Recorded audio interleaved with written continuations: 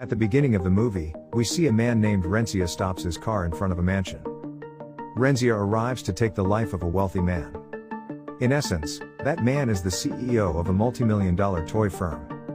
The man is pictured sitting in the storeroom, looking at his toys that have been placed on a shelf. He notices a green fairy and afterwards stands in the study room window. Rensia was also keeping an eye on him and had already loaded his weapon. He covers his face with a mask and comes closer to his target. He hides his face behind the mask so that no one can see him in the cameras. To deceive the security guard, he sets a phone at the door. In the film's first scene, a man named Rensia stops his car in front of a mansion. Rensia arrives to take the life of a wealthy man. In essence, that man is the CEO of a multi-million-dollar toy firm. The man is pictured sitting in the storeroom, looking at his toys that have been placed on a shelf. He notices a green fairy and afterwards stands in the study room window. Rensia was also keeping an eye on him and had already loaded his weapon. He covers his face with a mask and comes closer to his target. He hides his face behind the mask so that no one can see him in the cameras. To deceive the security guard, he sets a phone at the door.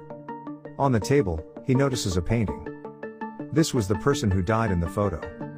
There was also a note on it, which he ignored. He is shown enjoying the plane and informs his client that the murder has been completed successfully.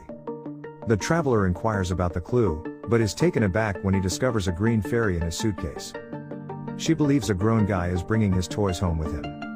Rensia arrives at the airport, and word of the murder has gone throughout the city. He discovers a girl with a doll-like doll that has been placed in the room of a toy company's president.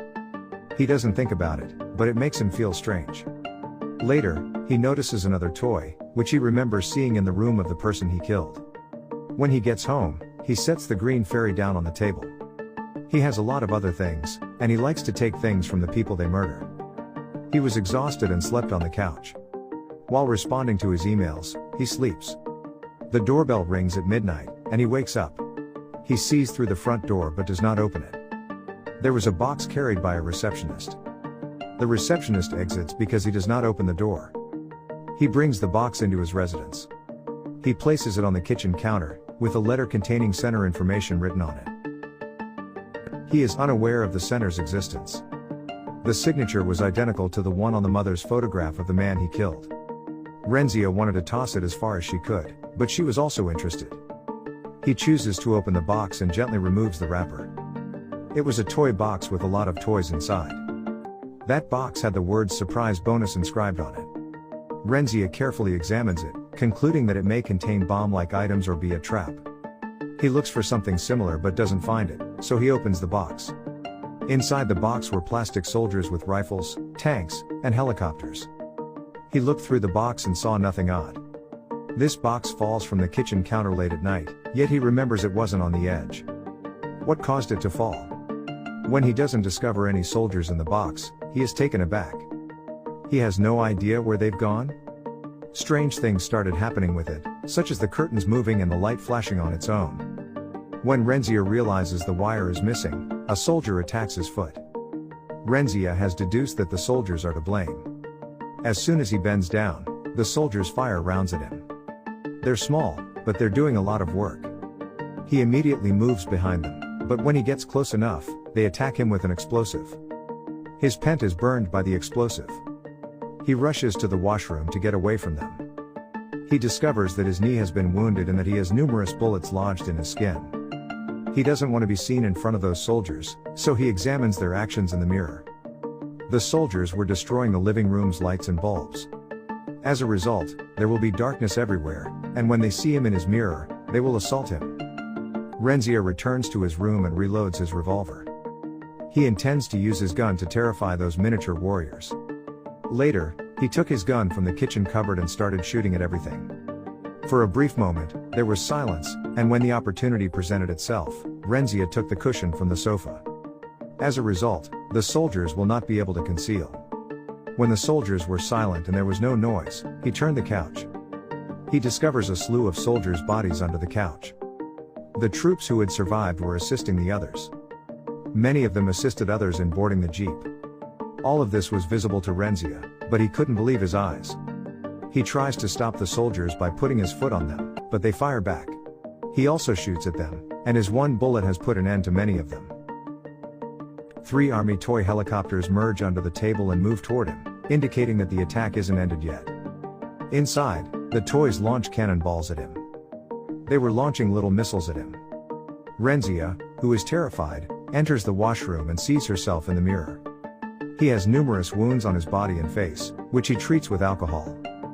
He tends to his wounds before a chopper arrives and blasts a hole in the door.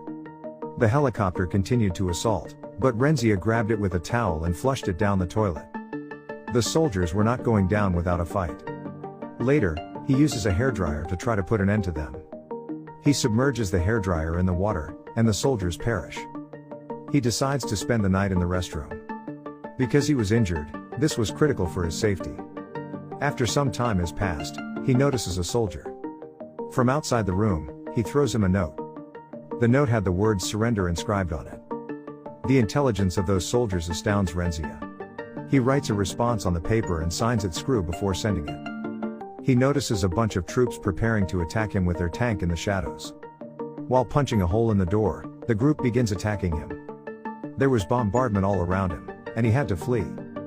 He jumps out the window but is unable to flee due to his location on the 14th floor. He begins to walk gently towards the balcony. Meanwhile, he is attacked by another chopper. The helicopter crashes after Renzia fires at them. He reaches the balcony after crashing it.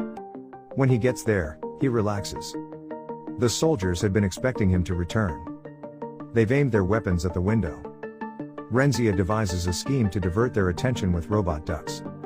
He was being watched by the military, so he attacked them from behind. This group was attempting to flee, but their attention was diverted by another group. They were also aiming their guns at him. Renzia starts a fire with a lighter and a spray, then extinguishes it all.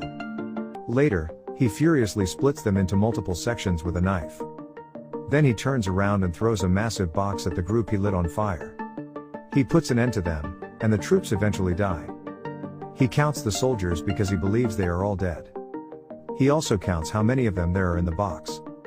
He was becoming ecstatic as he matched the number with which I had terminated all of the soldiers. He now wishes to relax, but he has forgotten about the bonus surprise. It was written on the back of the box. Renzia takes a dip in the pool to unwind. Then, in the water, someone injures his wrist. He emerged from the water with a swollen wrist. It was imperative that his wound be bandaged as quickly as possible in order to save his life. With a thread and needle, he begins to repair his wounds.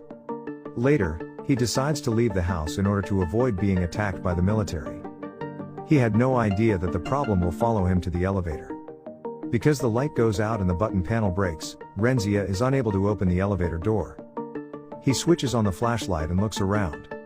There was no one else there, so he uses the flashlight to look about. He notices a commando, who is a toy commando fleeing a chopper. Renzia also wished to move behind him but was unable to do so. He got stuck in an elevator and was filmed hopping from one elevator to the next. He travels to another elevator after removing the ceiling panel. He had the impression that the commander would not come here now, and that he would be safe. His joy does not last long, as he notices the commando has arrived while pursuing him. This commando toy was repeatedly stabbing him with a dagger. Because it was a toy, Renzia was not harmed. Renzia manages to keep the commando inside the elevator door. The commando's head is crushed by the door. It dies, and Renzia is relieved that the commando is over. He takes its body in his hands and smiles as he sees it. Then he notices that its body contains an explosive device. The bomb goes off, and Renzia perishes. The commando is like a nuclear bomb, according to a sticker on the toy box, and it is a surprise bonus. The fairy toy is shown moving as well. You've seen those troops' feats of bravery. This is where the film comes to an end.